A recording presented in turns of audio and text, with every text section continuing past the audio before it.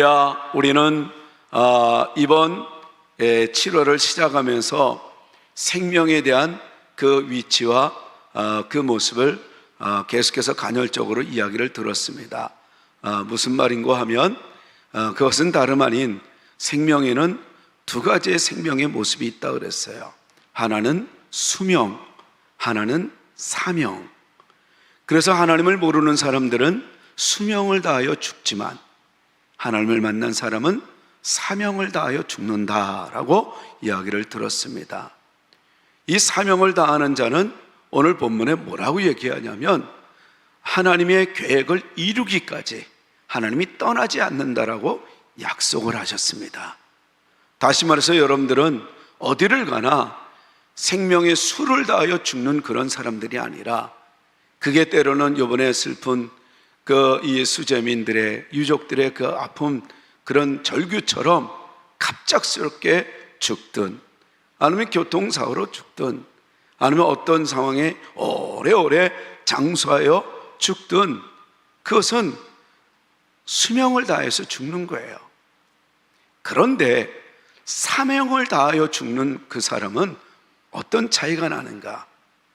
그런 그 수몰의 현장 속에서도 하나님은 지키셔서 살려낼 것이고, 또 어려운 상황 속에서도 그 사명을 위해서 하나님은 우리를 지키실 것이고, 그리고 또 여러분들의 길을 열어주실 겁니다. 그래서 오늘 예배하는 저와 여러분들은 수명을 다하여 죽는 자가 아니라 사명을 다해서 죽는 축복의 사람임을 잊지 마십시오. 그래서 모세는 120세 사명을 다 하고 나서도 수명으로 사는 자들 앞에 어떤 모습을 보여요? 총기가 흐리지 않는다고 했어요. 기력이 쇠하지 않는다고 했어요. 저는 여러분들이 사명을 다해서 마지막까지 즐겁고 재밌게 행복하게 주님과 동행하며 살아가는, 그래서 마지막 때에도 두려움 없이 건강하게 있었는데 하나님이 부르셔서 안녕하고 기분 좋게 잠을 자듯이 천국에 이르는 축복의 사람들이 되기를 진심으로 축복합니다. 할렐루야. 오늘 본문을 여러분들 잘 들으면 또 역시 한 인물이 나오는데 수명으로 죽는 자가 아니라 사명으로 죽는 주인공이 나오는구나, 이건 이제 알 수가 있습니다. 성경 속에는 수많은 인물들이 많이 나오죠. 그리고 성경의 이야기는 위인전처럼 어떤 이들의 그 이야기를 잘 포장해서 듣기 좋은 이야기만을 기록한 것이 아니에요.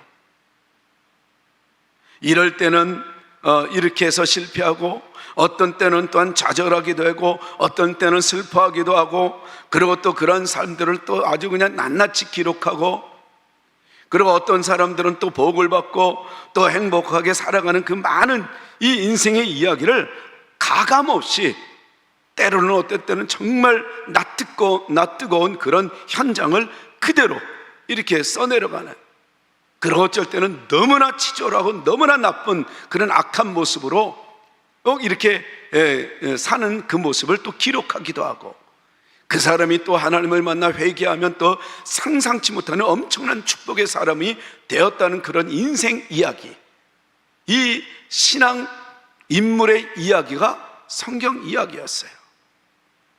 수천 년 동안에 기록된 이 성경 이야기들, 그 수많은 군상들, 그런 믿음의 영웅들, 그런 믿음의 사람들 또한 뿐만 아니라 그 사람들의 그 이야기들을 싹 써내려갔을 때 이 각자의 삶의 이야기가 여러분 왜 그토록 소중하다라고 여길 수 있을까요? 얼마나 소중하길래 성경에 기록까지 했을까요? 왜 그들의 삶의 이야기가 소중한가? 그것은 바로 그 인생들을 만나주신 하나님의 이야기이기 때문에 그래요.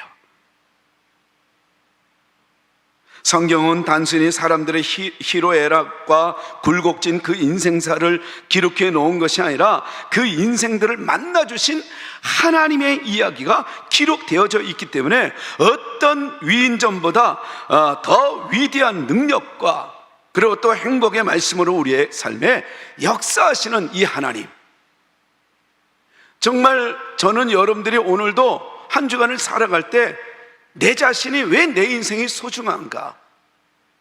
수명을 다해서 죽어서 결국은 죽으면 아무것도 가질 게 없는 인생, 허무한 인생 앞에 털썩 주저앉고 더 이상 미래 없이 살아가는 그런 인생, 그런 마지못해 살아가는 인생, 그리고 죽으면 죽음 앞에서 벌벌 떨다가 결국은 불 속에 들어갔다가 결국은 영원한 지옥불에 들어갈 그런 인생이 아니라, 왜 우리의 인생이 소중한가?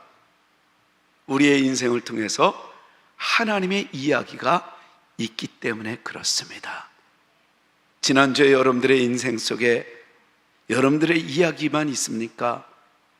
하나님의 이야기가 있습니까? 저는 여러분들이 늘 언제나 여러분들의 일거수일투족 언행심사 모든 만남 속에 하나님의 이야기가 되기를 주의 이름으로 축원합니다. 축원합니다.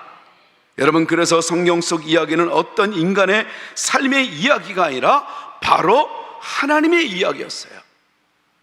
저는 이것을 보면서 내 인생은 나의 이야기가 아니라 하나님의 이야기였구나, 그리고 얼마나 감사했는지 몰라요. 인간의 이야기는 물음표에서 마침표로 끝나는 그 인생이 있어요. 온통 이해할 수 없는 일들이에요. 왜 이번에 오송 그거 그냥 한 10몇 초 지나가면은 지나갈 그 길지도 않는 그 지하차도, 그리고 또 버스는 왜 하필이면 거기 경유해야 될 버스가 아닌데 그 앞에서 또 그 큰 버스가 또 털썩 주저앉고 거기서 기다리다가 또 아무래도 안 되겠다 일찍이 나와갖고 도망간 사람들은 살아났지만 또 머물러 있었던 사람, 그리고 또 처남을 또 오송까지 태워다 준다고 또 결혼한 지 2달밖에 안 된 이 매형은 또 같이 물에서 빠져나왔지만 자기는 수영해서 나왔는데 딱 보니까 자기 매형은 보이지 않는 그 죽음의 현장들. 그러니까 이런 이 모든 것들이 도대체 우리가 이해할 수 없는 일들이 너무 많아요. 그러니까 이 인간사가 알고 보면 물음표로 시작해서 물음표로 끝나는 거예요. 그리고 물음표에서 마침표로 끝나는 인생, 바로 그거를 우리는 불신자라고 이야기할 수가 있어요. 하나님을 모르는 자들은 온통 물음표로 살다가 결국 마침표로 인생을 끝나요. 그런데 그리스도인들은 그렇지 않아요. 물음표로 시작을 했지만 그 물음표를 가지고 또 하나님께 물어보기도 하고, 또 때로는 그것을 제대로 그냥 살다가 그냥 계속해서 물어보기만 하다가 결국은 인생을 끝나는 또 그리스도인들도 있어요. 그걸 우리는 교인이다 이렇게 얘기할 수 있어요. 하나님의 놀라운 은혜를 경험하지 못한 채 그냥 교회만 나오다가 끝나는, 물음표에서 물음표로 끝나는, 머무는. 그래서 하나님이 왜 이렇게 살게 했는지 우리가 궁금하기도 하고 그걸 알면서도 그냥 거기서 머물어요. 물어보질 않아요. 그런데 어떤 인생은 물음표로 시작을 해요. 도대체 내 인생 왜 이럴까? 그럼 하나님은 왜 이래요? 그럼 하나님을 믿는다고 하는데 왜 내 인생은 왜 이래야 돼요? 그리고 왜 이 일은 왜 이렇게 일어났죠? 왜 우리 아이는 이렇죠? 왜 우리 그 남편과 아내와 왜 우리 가정은 이렇죠? 왜 우리 교회는 이렇죠? 온통 물음이에요. 남들은 키가 크는 것 같은데 우리는 키가 안 크면 왜 키가 크지 않죠? 모든 게 다 물음표로 시작해요.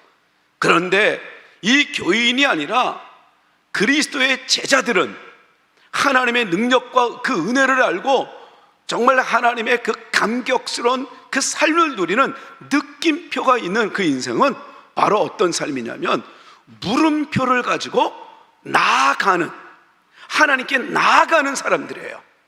그래서 하나님을 만나는 거예요. 그래서 그 물음표가 이제는 감동으로 바뀌고 이제는 해답으로 바뀌어서 느낌표가 되는 그 인생, 저는 그 인생들이 우리 교회 여러분들이 다 되기를 진심으로 축원합니다. 그냥 물음표에서 물음표로 끝나다가 서성세월 보내다가 이렇게 살아서는 안 되는데 하면서 그냥 세월을 보내는 것이 아니라 내 인생의 이 문제를 하나님 앞에 가지고 와서 물어보고, 그래서 결국은 그 물음표가 느낌표가 되어서 기쁘고 춤을 추며 사는 그런 인생, 그게 바로 오늘 본문의 이 10절에도 그것이 기록되어져 있어요.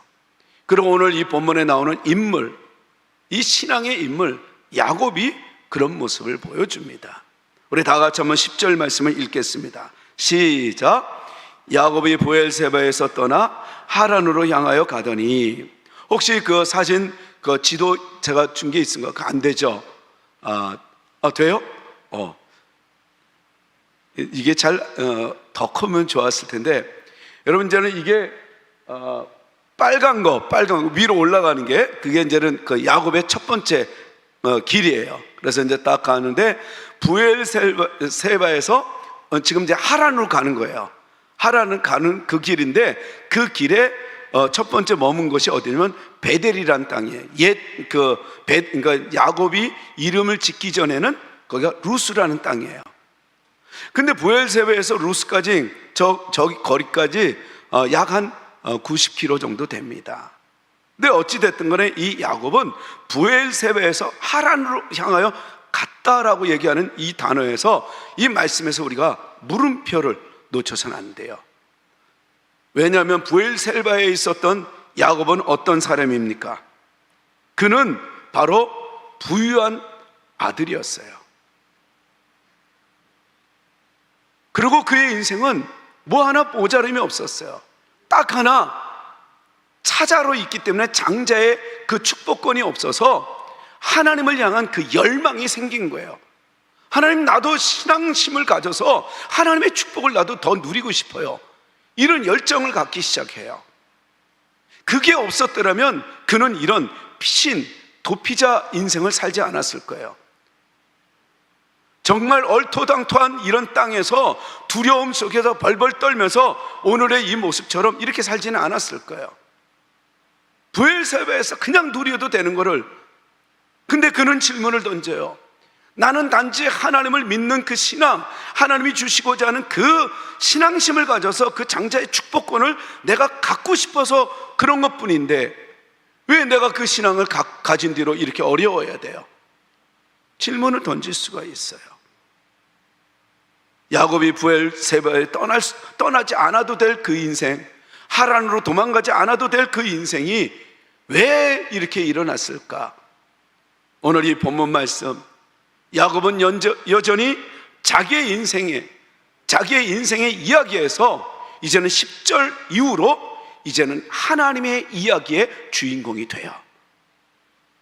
그전에는 오직 밥 먹고 잘 자고, 그리고 또 부모 잘못 만나서 그 부유한 삶을 누리고 금수저의 인생을 살아요. 뭐 하나 부족함이 없어요. 그런데 그에게 신앙심이 확 들어와요. 그리고 나서는 10절 2절 이전까지는 야곱은 자기의 인생에 있었어요. 자기의 이야기를 써내려가는 존재였어요. 그런데 오늘 야곱이 브엘세바에서 떠나라는 그 도피 생활에서부터 그의 인생은 이제는 하나님의 이야기로 가득 찬 축복의 사람이 되는 거예요. 수명을 다해서 죽는 자가 아니라 이제는 사명을 다해서 죽는 축복의 아들이 된다는 이야기입니다. 이것이 10절이 그걸 결정해주는, 그래서 10절 이후로는 하나님의 이야기로 가득 찬 야곱의 이야기입니다. 저는 여러분들의 삶이, 여러분들이 살다가 죽어도 여러분들 식구 정도, 아는 사람 정도 이렇게 그냥 울고 그리고 또 서운해하는 그런 감정이 아니라 이제는 사명자가 되어서 어떤 일이 있어도 하나님이 지키시고 보호하시는 그 은혜가 있고, 또 여러분들 때문에 하나님이 그 일하시고 하나님의 뜻을 이루어나갈 때 여러분들 한 사람 때문에 너무나 많은 사람들이 구원에 이르는 그런 축복의 근원이 된다면 여러분들은 인생의 끝자락에서 정말 보람과 그리고 또 미소가 있는 그런 죽음을 맞이하는 축복의 사람이 될 거라 확신합니다. 그래서 오늘 이 본문 말씀을 통해서 우리에게 이 주시는 이 메시지는 바로 나의 인생에서 이제는 하나님의 이야기로 살아가는 하나님의 사람이 되라는 말씀이에요. 여러분, 야곱은 어떤 사람입니까? 야곱이랑 나랑 별다를 바 없는 사람이에요. 여러분, 그는 그 차자로서 품게 된 그 장자인 형 에서에 대한 이 열등감이 있었어요. 그리고 질투의 감정이 있었어요. 그리고 왜 장자에게만 축복을 줘? 이런 이 욕구가 자기를 막 너무 힘들게 했어요. 그리고 자신의 욕구 충족을 위해서는 아버지를 속이기까지 하는 모습, 그리고 눈에 넣어도 아프지 않을 그 외동딸 디나의 그 세겜에서의 간간 사건, 충격적인 사건, 그것도 힘겨운데 그의 그 아들들이 또한 무자비한 살육 사건하는 부끄러운 일들, 무서운 일들, 그리고 또 가장 사랑하는 아들인 요셉이 짐승에게 찢겨 죽은 줄 알고 울부짖는, 이번에 여러분들 뉴스 봤잖아요. 정말 그거 결혼한 지 2개월밖에 안 된 그 신랑이 죽었을 때 아연실색에서 그냥 주저앉아 우는 그 아내와 또 부모님들. 지금 야곱은 지금 그 모습을 경험해요. 울부짖는 아버지의 모습이에요. 어쩌면 이 야곱의 모습은 정말 속이기도 하고 더 욕심도 많이 내리고 그리고 또 어려움도 당했던 그의 모습은 정말 우리가 살면서 직면하게 되는 다양한 이 삶의 굴곡진 그런 상황을 야곱이 수천 년 전 미리 경험했음을 느끼게 하면서 왠지 모를 우리의 동병상련의 모습을 느낄 수가 있어요. 그런 공감을 하게 되죠. 여러분, 야곱뿐만이겠습니까? 성경은 엘리야는 우리와 성장이 같다고 얘기해요. 그러니까 우리랑 똑같이 우울증에 빠지고 똑같이 막 하나님이 쓰시면 기분 좋아갖고 하나님 짱 하면서 불을 내렸던 불의 선지자. 그런데 또 두려움을 누가 죽인다 그러니까 또 발발발 떨어갖고 도망자 같은 아주 이 처연한, 초췌한, 그리고 또 때로는 되게 비겁한, 비굴한 그런 인간의 모습, 이게 엘리야예요. 그런데 야고보서 5장 17절 18절은 그렇게 얘기하잖아요. 그런 엘리야라 할지라도 비가 오지 않기를 간절히 기도하니까 이 비가 3년 6개월 동안에 오지 않고 또 다시 비 오기를 기도하니까 비가 내리게 하더라는 거예요. 여러분, 그렇게 치사하고 연약한 이런 엘리야라 할지라도 하나님이 함께하면, 하나님의 약속이 있고 하나님의 사명으로 사는 사람은 언제든지 기도하면 하나님이 역사하신다는 것이잖아요. 저는 여러분들의 삶에 이 은혜가 있는 줄 믿습니다. 우리랑 똑같은 사람인데도 그런 역사가 일어난다는 거예요. 솔직히 도끼인 개끼니에요, 성경의 인물들. 근데 그 사람들을 들어 세우는 것은 누구 이야기라고요? 하나님의 이야기를 하려고. 저는 여러분들의 지난주 한 주간도 여러분, 하나님의 이야기가 있는 자와 없는 자가 있어요. 왜 살았는지도 모르고 그냥 일주일을 보낸 사람도 있는가 하면 가만히 되돌아보면 하나님의 섭리가 보여요. 똑같은 슬픔에 젖어도 하나님의 그 역사와 그 주권 속에 있으면 무슨 뜻이 또 있겠지. 하나님의 이야기를 써내려가는 사람이 있어요. 마침내 간증할 수 있는 간증의 주인공, 축복의 주인공이 되죠. 그런데 하나님이 함께 하는데도 하나님과는 전혀 상관없는 자기 이야기로 써내려가는 그런 한 주간을 보낸 사람들도 있을 겁니다. 그런데 여러분들 속지 마세요. 여러분들이 비록 그렇게 살았다 할지라도 하나님은 여러분들을 떠나지 않는 한 하나님의 이야기를 여러분들을 통해서 써내려가고 있다는 사실을 믿어야 합니다. 할렐루야. 또 여기서 오늘 본문은 우리에게 이 사다리의 은혜의 이야기가 나와요. 바로 무엇이냐면 우리 12절 같이 한번 읽겠습니다. 시작. 꿈에 본 적 사닥다리가 땅 위에 서 있는데 그 꼭대기가 하늘에 닿았고 또 본 적 하나님의 사자들이 그 위에 오르락 내리락 하고. 그래, 얼마나 피곤했던지 이 브엘세바에서 이 하란까지 잠도 안 자고 달려온 거예요.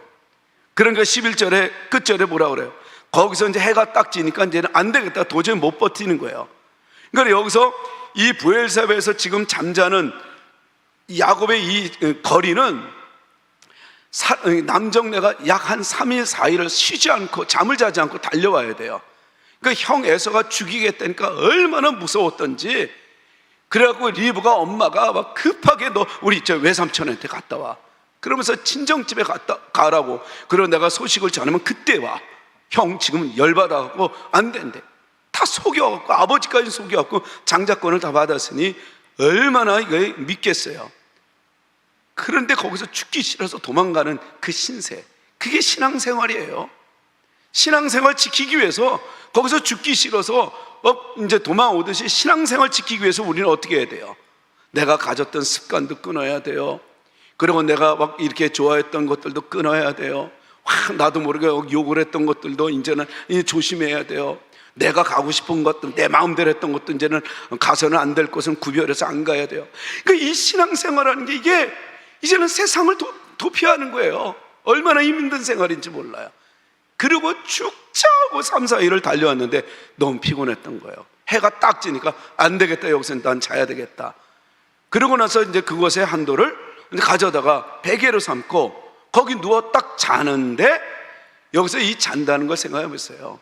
그 부잣집 아들이 뭐 하나 부끄럽지 없는 모자름 없이 살았던 그가 그 신앙, 장자의 축복을 지키겠다라고 이렇게 도망오다가 이 초췌한, 아주 처연한 자기의 모습을 한번 보세요. 얼마나 불쌍해요. 근데 그는 그 자신을 보지 않아요. 지금 너무나 피곤하고 그냥 일단 자고 봐요. 지금 슬퍼할 시간이 어디 있어요. 그래서 떡 자는데 13절에 꿈으로 하나님이 다가와요. 여러분, 성경에서의 꿈은 하나님의 계시를 의미합니다. 그리고 하나님의 임재, 하나님의 찾아오심을 얘기합니다. 그런 야곱에게 하나님은 드디어 찾아오셨습니다. 하나님은 오늘도 이 설교를 통해서 여러분들에게 찾아오셨습니다. 할렐루야. 그러니까 딱 찾았는데 그 꿈을 딱 보는데 첫 번째, 내가 사진을 딱, 이번에 여러분들 카톡으로 다 보내드릴게요. 사진도 여러 사진 중에서 제가 고른 거예요. 근데 그 사진을 딱 봤는데, 근데 여러분 이게 상상이 딱 되는 게 뭐냐면, 야곱이 딱 자자마자 사닥다리를 봤는데 그 사닥다리를 왜 보여줬겠어요? 사닥다리를 가만히 보니까 그 사닥다리의 꼭대기에 뭐가 있어요? 꼭대기가 어디에 있어요? 하늘에 닿은 거예요. 하늘에 닿고 또 하나의 특징이 그 사닥다 그 꼭대기에 가만히 보니까 거기에 하나님의 사자들이 그 위에서 오르락 내리락 하는 거예요. 또 사닥다리 그 위에서 여호와께서 이제 14절에 뭐라 그래요? 여호와께서 13절 우리 다 같이 한번 읽어보실래요? 다 같이 시작. 또 본즉 여호와께서 그 위에 서서 이르시되, 가만히 보니까 사닥다리 그 위에서 하나님께서 또 말씀하시는 거예요. 그러니까 이 사닥다리의 이 이야기가 야곱에게는 잊을 수 없는 환상이었어요. 도대체 이 사닥다리는 왜 하나님이 보여줬을까? 오늘날 우리에게, 여러분, 이 사다리는 바로 하늘과 땅을 잇대어 만날 수 있는 이 중보의 길이었어요. 그래서 이 중보의 길은 바로 오늘날의 우리 예수 그리스도의 십자가였어요. 중보 기도자로 우리를 위해서 살리기 위하여, 우리의 죄를 대신 지시고 우리를 살리기 위하여 십자가를 지신 그 십자가가 바로 야곱에게는 사다리였던 거예요. 그러면서 이 사다리는 하늘과 연결되어지는, 우리의 십자가는 바로 하나님과 연결되어지는, 화해를 이루는, 그래서 우리가 예수의 이름으로 살아갈 때, 예수의 이름으로 나갈 때 은과 금은 얻거니와 내가 내게 있는 것으로 주노니 나사렛 예수 그리스도의 이름으로 일어나 걸으라 할 때 안진뱅이가 일어나듯, 여러분들이 외칠 때 여러분들의 길이 막혔던 홍해바다가 열리게 되고 막혔던 여러분들의 인생의 문이 열리게 되는 겁니다. 여러분, 이게 바로 십자가였어요. 이게 바로 사다리예요. 그러니까 사다리 끝에 특징이 뭐가 있었어요? 여러분, 꼭대기에 하늘에 닿아요. 여러분, 십자가 끝에는 항상 하늘에 우리에게 천국이 있다는 것을 잊지 마십시오.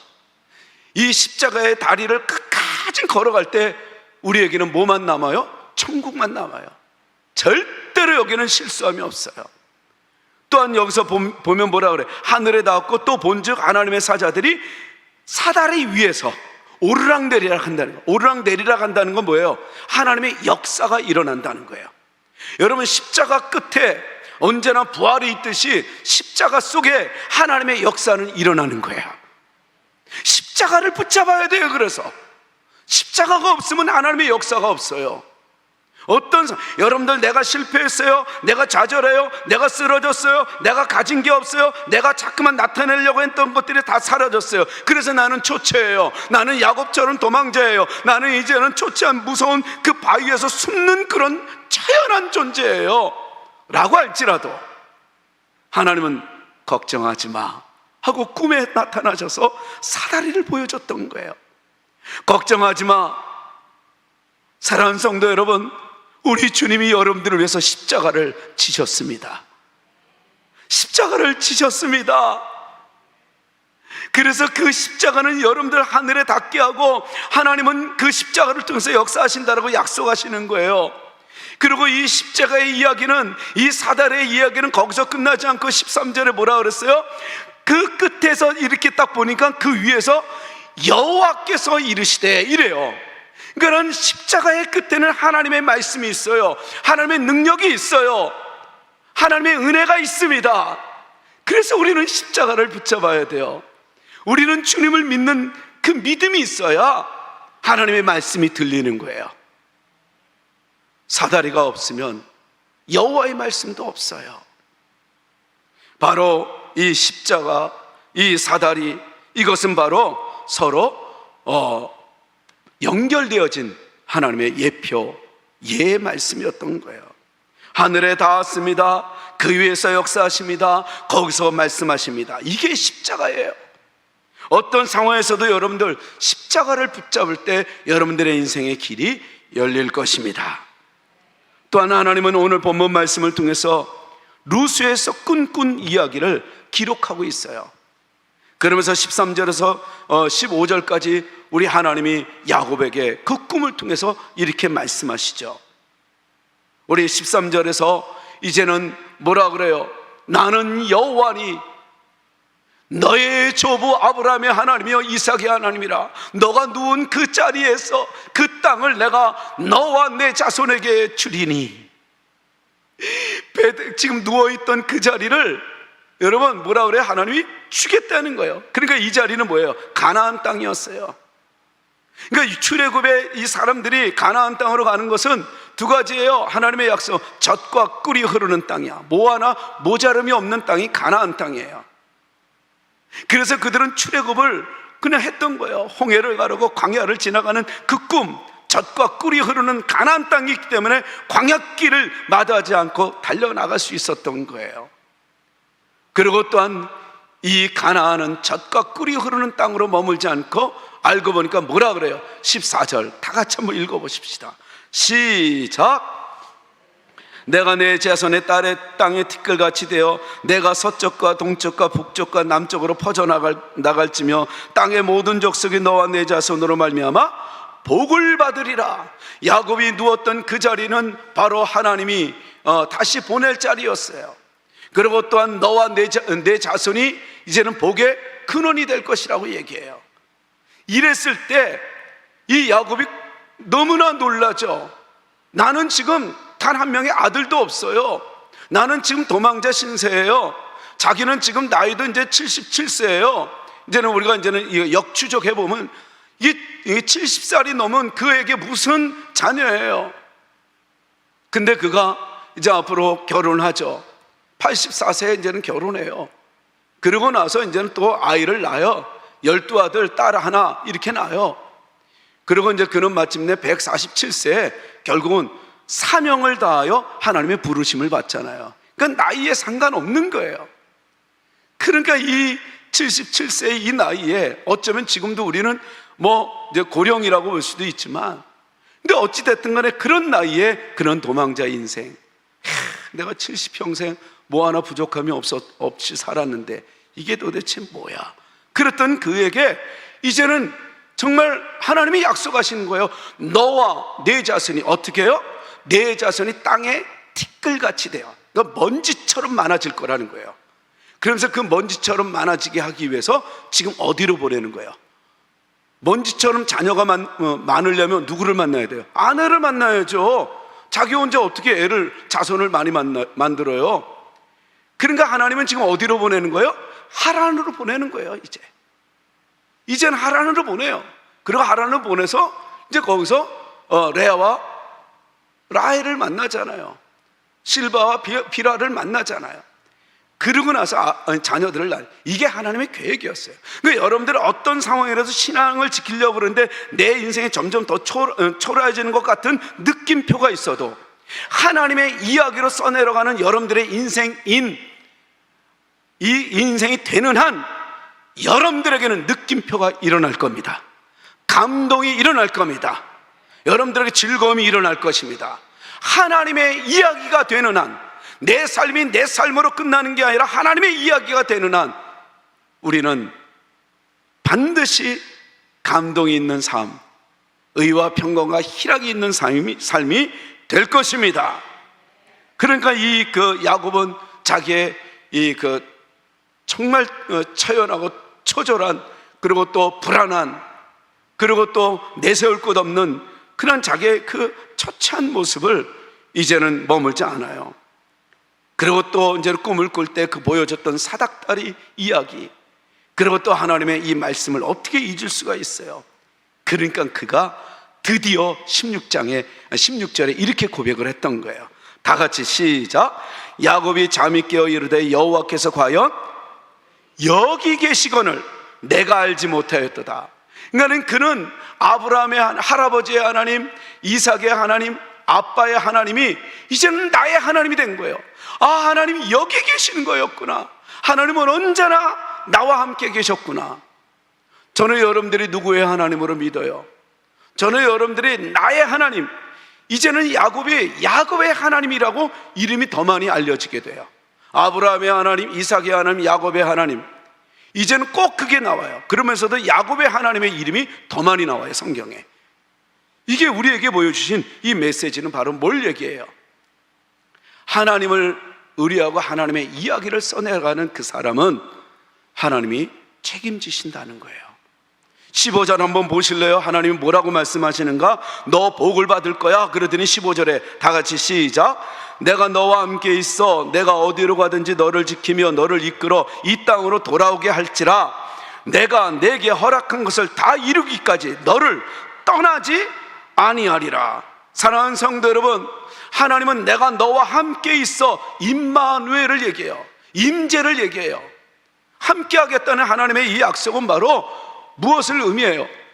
너가 무엇을 하든지 어디에 가든지 누구를 만나든지 내가 있다는 거 잊지 마. 그리고 너를 저주하는 자는 내가 반드시 저주할 거고, 너를 축복하는 자는 내가 축복할 거야. 그리고 너가 지금 어떤 상황이든 그거 결국은 내 이야기를 써내려간다고 믿으면 너는 잘 될 거를 끝까지 기대해. 이 소리예요. 여러분, 하나님이 함께하면 어디로 가든지 하나님이 책임지십니다. 하나님이 물에 빠져도 이끌어 주십니다. 건져내어 주십니다. 넘어져도 일으켜 세워 주십니다. 하나님이 함께 하시면, 우리 교회 하나님의 임재를 사람들이 느끼기만 하면, 여러분들이 예배를 드릴 때마다 하나님의 음성이 들리고 하나님의 임재를 느낄 수만 있다면 이 예배는 정말 매주 나오고 싶은 예배가 될 것입니다. 여러분들의 삶 속에 하나님의 임재를 느낄 수만 있다면 여러분들은 아침부터 저녁까지 노래가, 찬양이 끊어지지 않게 될 줄로 믿습니다. 믿습니다. 그러면서 뭐라 그래요? 내가 너를 지키고 너를 이끌어내어 내가 이 땅으로 너를 다시 돌아오게 할 거다. 여러분, 돌아오게 하겠다는 그 의미는 어떤 걸 의미해요? 바로 다 이루기까지 나를 포기하지 않겠다는 하나님의 약속의 말씀이에요. 그러면서 내가 내게 허락한 것을 이래요. 내가 내게 허락한 것을 다 이루기까지 내가 너를 떠나지 아니하리라. 여기서 이 떠나다라는 이 단어, 이게 바로 에에 자베카라는 단어를 쓰는데, 이 에에 자베카라는 소리는 무슨 소리냐면 떠나다, 버리다, 그리고 또 포기하다, 이 단어예요. 그런데 이거를 떠나지 않겠다라는 소리를 이렇게 우리는 뭐뭐하지 아니하다라는 이 단어로 연결해 보면 뭐라고 얘기할 수 있어요? 나는 너를 결코 포기하지 않을 거야. 나는 너를 결코 버리지 않을 거야. 이 음성이 야곱에게 들려요. 자기는 버려진 것 같아요. 신앙생활을 하고 나서 더 꼬이는 것 같았어요. 근데 이 음성을 듣더니 16절에 그가 깜짝 깜짝 놀라 잠에 깨어서 그렇게 얘기했던 거예요. 여호와께서 과연 여기 계시거늘 내가 알지 못하였도다. 이제 자기의 하나님이 되어버렸어요. 저는 이번 한 주간에도 여러분들의 하나님이 되기를 바라요. 여러분들에게 직접 친밀하게 세밀하게 간섭하시고 역사하시는 하나님을 믿게 되기를 바랍니다. 그 하나님이 되기를 바라요. 그러면서 그는 얘기를 합니다. 17절 다 같이 시작. 이에 두려워하여 이르되 두렵도다 이곳이요 이것은 다름 아닌 하나님의 집이요 이는 하늘의 문이로다 라고 얘기해요. 그러니까 자기가 있던 그 자리가 알고 보니까 베델이었어요. 하나님의 집이었어요. 하늘의 문이었어요. 그러니까 두렵죠. 여기서 이 두려움은 이제는 벌벌 떠는데 이제 함부로 내가 살 수 없는 존재였구나. 나는 수명을 다해서 죽는 자가 아니라 사명을 다하는 하나님의 축복의 사람이었구나. 그러니까 내 마음대로 사는 인생이 아니었음을 이제는 깨닫게 되면서 두렵도다. 이것은 다름 아닌 하나님의 집이요 하늘의 문이로다 라고 얘기하더니 19절에 뭐라고 얘기해요? 다 같이 18절 시작. 야곱이 아침에 일찍이 일어나 베개로 삼았던 돌을 가져다가 기둥으로 세우고 그 위에 기름을 붓고 19절 그곳 이름을 뭐라고 얘기해요? 베델이라. 여기 이 베델을 하나님 뭐라요? 다시 돌아오게 할 것이다 라고 얘기했어요. 이 땅이 가나안 땅이었어요. 그리고 출애굽은 바로 어디로 가는, 젖과 꿀이 흐르는 그 땅으로, 가나안 땅으로 갈 뿐만 아니라 어디로 간다고요? 하나님의 집으로 가는 거예요. 우리의 가나안 땅, 하나님의 약속의 땅, 축복의 삶은 젖과 꿀이 흐르는 그 풍성함도 있지만 늘 언제나 이번 주에도 하나님의 집에 거하는, 하나님의 집으로 가는, 하늘의 문으로 들어가는 우리 모두가 돼야 할 줄로 믿습니다. 그래서 하나님의 약속된 이 복이 다 이루어질 때까지 포기하지 아니하시는 하나님이에요. 나는 너를 결코 포기하지 않을 거야. 너가 나를 떠날지라도 나는 너를 포기하지 않을 거야. 그리고 찾아오셔서 또 위로하고 격려하시는 하나님. 그래서 하나님은 우리에게 뭐라고 얘기해요? 항상 기뻐하라, 쉬지 말고 기도하라, 범사에 감사하라고 얘기했던 거예요. 여러분, 항상 기뻐하라는 뭐예요? 복을 여는 거예요. 쉬지 말고 기도하라는 건 뭐예요? 그 복을 공급받게 하는 거예요. 기도는. 그러면 감사하라는 거는, 범사에 감사하라는 그 복을 누리는 거예요. 저는 여러분들이 항상 기뻐해서 복을 열고 쉬지 말고 기도해서 그것을 공급받고 그리고 또 감사하는 삶을 살면서 그 복을 누리는 한 주간 되기를 축복합니다. 축복합니다. 그래서 우리의 인생은 루스에서 베델로 바뀌듯, 이 땅은 원래 루스, 원래 이 땅은 옛사람의 이 옛 땅의 이름은 루스, 우리의 옛 모습은 어떤 모습? 죽을 자. 근데 지금 우리는 누구예요? 바로 새로운 피조물이에요. 그런즉 누구든지 그리스도 안에 있으면 새로운 피조물이라. 이전 것은 지나갔으니 보라 새 것이 되었도다. 내 자신을 여러분 함부로 대하지 마세요.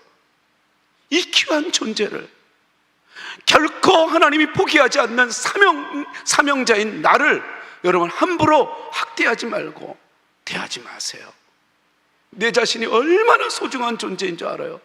나만 잘 먹고 잘 살아 죽을 존재가 아니라 나로 인해서 하나님의 이야기가 써내려가면서 나 때문에 또 한 사람이 구원이 되고 나 때문에 누군가가 또 행복해지는 그런 삶으로 쓰임받는 사명자라는 사실을 여러분들 생각할 때 좌절하지도 말고 주저앉지도 말고 포기하지도 말아요. 여러분, 우리는 언제나 그래서 양심으로 사는 사람이 아니라 믿음으로 사는 사람이라고 얘기했던 거예요. 그래서 야곱을 볼 때 양심으로 살지 않잖아요. 양심으로 살면 우리는 죄의식이 들어와요. 나는 왜 이렇게 신앙생활을 이런 식으로 하지? 여러분, 이거는 언제나, 이거는 육으로는, 율법은 육으로 말미암아 아무것도 할 수 없기 때문에 하나님이 그것을 이루기 위해서 그 아들을 죄의 모양으로, 이 육신의 죄를 진 육신의 모양으로 우리에게 보내서 그 육신의 죄를 얹어 놓았던 거예요. 사랑하는 성도 여러분, 우리가 율법으로는 구원이 안 되는 이유는 육신 때문이에요. 우리의 육신의 연약함, 양심으로 가지 말고 여전히 우리를 사랑하시고 여러분들이 여기 가든 저기 가든 어떻게 하든 간에 여러분들과 함께 하시고 여러분들이 사명을 이루기까지 계속해서 위로하시고 격려하고 그러지 마, 그러지 마. 그리고 또 잘했다, 잘했다. 그리고 또 때로는 강한 손으로 기적을 일으키고 또 때로는 채찍을 들기도 하고, 이런 이 사랑하시는 하나님의 음성, 바로 그것이 루스에서 베델로 나가는 이야기였어요. 그래서 우리는 불가능한 불안한 사람에서 가능한 평안한 사람으로 나가는 존재였고, 야곱이 하나님을 인정하자 하나님도 야곱을 인정하며 스스로를 하나님의 야곱의 하나님으로 칭하기를 즐겨하듯이, 여러분들이 이번 주에 하나님을 인정할 때 하나님도 여러분들을 인정하여 여러분들의 삶 속에 임재하시고 여러분들을 또한 모든 사람들에게 뛰어난 존재로 세워 나가 주실 겁니다. 주실 겁니다. 말씀을 이렇게 정리합니다. 우리는 수명을 다하여 죽는 자가 아니라 사명을 다하여 죽는 자로서, 우리는 이제 내 이야기를 쓰는 것이 아니라, 그래서 죽어서 사라지는 그런 이 지옥 가는 존재가 아니라 나의 이야기를 통해서 하나님의 이야기가 쓰여지는, 그래서 하나님이 이렇게 나를 축복하셨습니다. 하나님이 이런 일을 하셨습니다. 하나님이 나를 이 청주에 살게 하셨고, 하나님이 나를 또 이렇게 21세기에 이렇게 살아갈 수 있도록 해주시고, 하나님이 그래서 계속해서 하나님이 나를 역사하셨음을 드러내 보이는, 나의 이야기가 아니라 하나님의 이야기로 사는 한 주간이 되기를 주의 이름으로 축원합니다. 기도하겠습니다.